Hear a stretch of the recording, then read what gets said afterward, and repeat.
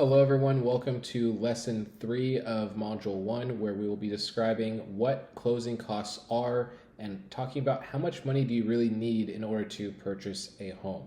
My name is Dr. Kevin Schuford, the property professor, and I am licensed as a real estate agent and mortgage lender in Arizona and California, but have business partners and referrals across all 50 states and internationally. Let's go ahead and jump into this and figure out how much money do you actually need. So what are closing costs? Well, when you're going through the home purchasing process, you're going to have to pay a couple different amounts of money. You're going to have to do an earnest deposit, which is what you pay to get the process started, typically about 1% of the purchase price of the home. You are also going to have to do a down payment, and so your down payment is going to depend on the loan type and program that you have. Some programs are 0% down, but typically you're going to be seeing about a 3% down or a 3.5% down. Or you can go a 5, 10, 20, 50, however much money you have, it's totally up to you. But that's the second type of money you have to use. But then the third one that oftentimes people will forget is closing costs. And so what these do is they cover a variety of different aspects of the transaction, including lender fees, title and escrow fees, prepaid taxes, and insurance. So with the lender fees, it oftentimes is going to cost money for them to actually process the loan. They have to pay certain people, and so that is part of what the lender fees entail. With title and escrow fees, it also is going to cost money for people to make sure the transaction goes over smoothly. You're going to also want to pay for things like title insurance to make sure that no one can come after you to try to take the home from you because of some other dispute that exists. You're going to have prepaid taxes, so property taxes are going to be into this category here. You're going to have some other miscellaneous fees, HOA fees and dues that are going to be piled into this prepaids. And then finally, you have homeowners insurance. So you want to make sure you have homeowners insurance in place to make sure that the house is protected in case anything does happen to it. And so all of these things are added into the closing costs, but oftentimes people don't really remember to factor them in. So you might be wondering, okay, if I have to pay all these other things, how much money should I expect to have to pay? And so the rule of thumb generally is about 2 to 3% of the purchase price of the home. So if we take a $400,000 home purchase, then that means that you're going to be spending about $8,000 to $12,000 for closing costs. And so if you are going to say the same price home, you're going to be putting down 3%, which is $12,000. And you also have a 3%, $12,000 for closing costs. And that means you're going to need $24,000 cash to make sure that you are able to close on that property, which is a lot more than just a $12,000 down payment. So you need to make sure that you factor in these closing costs. So let's look at another example here. So in Scottsdale, there was a buyer who was closing on a home for $500,000, and the closing costs came out to $11,200. However, we were able to negotiate from the seller a credit for $8,000 that was then applied to the closing costs. And so that left the buyer with just $3,200 to cover in closing costs. So with this loan, it was a 3% down. So it's $15,000 down payment now plus a $3,200 closing cost, which is going to put us at $18,200 instead of $26,200. That $8,000 is a huge difference and definitely helped them feel a lot more comfortable going forward with the transaction. So now that we know what closing costs are included and we know that about 2 to 3% is supposed to be kind of kept or budgeted as a minimum to make sure that those closing costs are covered, some things that you can do to help prepare yourself is first talk to your lender and ask them, hey, can you give me a loan estimate up front to let me know what closing costs are going to look like? They should be able to do this for you, but just note that this is an estimate, so some prices on there might change. There are certain things that you cannot shop for, and those prices should not change, but there are some things that you can shop for. And so if you choose to go with a certain title company, for example, then the lender cannot say for sure what the cost is going to be for the title company until they get more information from the title company. And so you just need to make sure that you are asking for it up front so you can get a really good ballpark idea about how much those closing costs are going to run you. And then, as I mentioned, if you can budget about 2 to 3%, then you should be pretty safe overall for those closing costs. However, my biggest recommendation is that even if you're working with me, this is something I always do, but regardless of who you're working with as your agent, you want to try to make sure that you negotiate as much credit as you possibly can from the seller during this process. Depending on the loan type that you have, you may only be able to get, for example, 3% in concessions or credits from the seller, or maybe 6% or more than 6%, but it really depends on specific loan types and programs. It's also important to note that this money that you're getting in concessions or credits from the seller cannot go toward your down payment. However, it can go towards your closing costs. So it can go towards the things like the title fees, the lender fees, prepaid taxes, the homeowner's insurance. All of those things can be lumped into those closing costs credits that you get from the seller.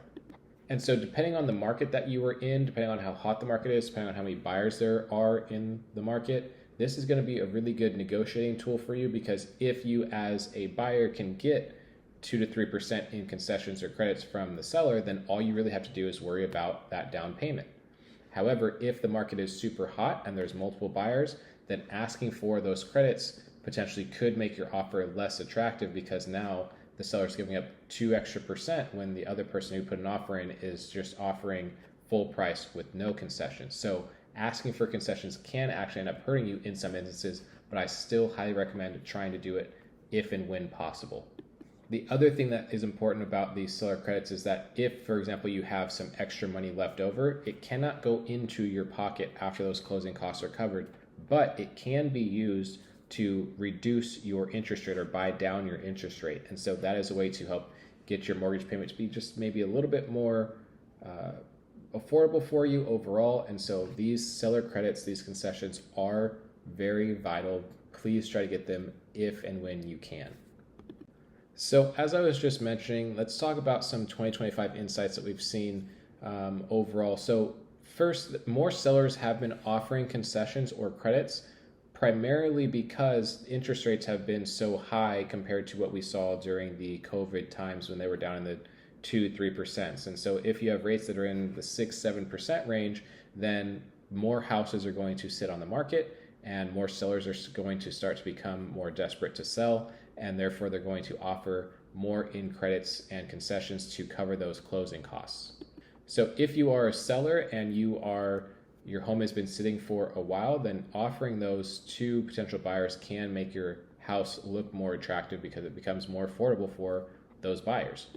You can also then market these concessions as a way to help buyers buy down their interest rates, because that's really what is holding a lot of people out of the market right now, is if they feel that rates are too high, that mortgage payment is too high, if you as a seller can help buy down that interest rate, then you make the house more affordable, you make that mortgage payment more affordable, and you get more interest overall. There are some other ways to also reduce some of the fees. So things like digital closings, instead of getting you get a digital notary instead of a mobile notary or going in. So that's a small way to help reduce some of the fees of the closing costs. But there is something else that I really want to make sure that you are aware of, because you may not have been aware of it until right now. So right now, in the new era that we're in, after a lawsuit that occurred in, I believe it was 2024, buyers are now required to pay their realtor or agent out of their own pocket. However, this is a change, because typically beforehand what happened traditionally was that the seller paid both the seller's agent and the buyer's agent from the commissions from the sale of the property. And so while the buyer now is on the hook for that fee, it's very important to note that those fees are negotiable. So if your agent says that they want to charge you a certain rate, you can ask them for a different rate. That is definitely something you have the right to do. You do not have to say yes to a certain rate just because that's the rate they told you. Everything is negotiable. It's also very important to note that this is something that I do with my clients personally, is that while I do give them the rate that I charge and we have a conversation about it, I also let them know that I'm going to do my best to make sure that I get my rate fully covered by the seller as part of the contract. And so what we then will try to do is we try to make sure that we get my fee covered by the seller, as well as get some concessions for you as the buyer to help either buy down the rate or reduce those closing costs. So in some situations, the seller will still be open to covering your buyer agent's fee, but that's not necessarily always going to be the case. And so in some situations, if that seller's not going to cover that fee, then you have to be aware that that fee is going to fall onto you as a buyer which is then going to increase your closing costs even more. And so, for instance, it could be a situation where the buyer or the seller is going to cover closing costs but not your agent's fee, or vice versa. And so the closing costs, there's going to be an extra fee added on top of your down payment regardless. So please make sure that you are aware of that. Your agent should make that very clear. You should be signing documentation and contracts before you actually even go see a house with your agent. But I just want you to be aware that that can also increase the closing costs of the property. But what we've seen a lot lately is that sellers are still willing to play ball and cover part of, if not all, of that buyer's agent's fee. All right, and that will conclude lesson 3 on closing costs. So as a quick recap, closing costs are going to run you typically about 2 to 3%. They can be reduced from credits from the seller. That's something that I highly recommend. I also highly recommend trying to get your buyer's agent's fee covered by the seller with credits and concessions as well. And then to make sure that you know what it is that you're paying for and how much it's going to cost, always ask your lender for a loan estimate to get a rough idea about what that is going to look like for you. Hope you found this lesson to be beneficial, as I have a lot more important, valuable lessons coming up in the future. So that wraps up Module 1, which is laying the foundation, talking about the 5 stages of the home buying process, what lenders look for, and what closing costs are and how much to expect that you're going to have to pay. In lesson 2, we're going to jump more into the numbers side of this by talking about financing with confidence. So we're going to talk about different mortgage types and programs. We're going to discuss seller credits in more detail than we did here and talk about rate buy downs in more detail as well. And so I hope that you can join us for that, because these next couple of videos in Module 2 are going to be very important, help you feel more comfortable with the financing aspect of it overall. Very quickly before you go, I just want to say that I appreciate you sticking around and learning more about the mortgage process with us. So I highly recommend that you please like and subscribe to the full Real Estate and Mortgage 101 series, because I have a lot more information coming out for you that I think is truly valuable for this process. Please also feel free to download the full Module 1, which covers lessons 1, 2, and 3, by clicking on the link in the description box down below. And as a treat for you, if you click on that link to the Google Drive, you will be able to access a lot of other documents and information, just value-packed drives there that will help you feel more comfortable and confident in purchasing a home. I know that this process can be a lot, and I know that can feel overwhelming, so I just want to let you know that I'm here for you to help walk you through every step of the way, and I appreciate you trusting me with this journey. Finally, if you'd like to get in touch with me, then my contact information is here for you on the screen. Go ahead and give me a call or shoot me a text at the number on the screen there, or send me an email. I am licensed in Arizona and California as a mortgage officer and a real estate agent. I can work with you fully directly there and make sure that everything is taken care of.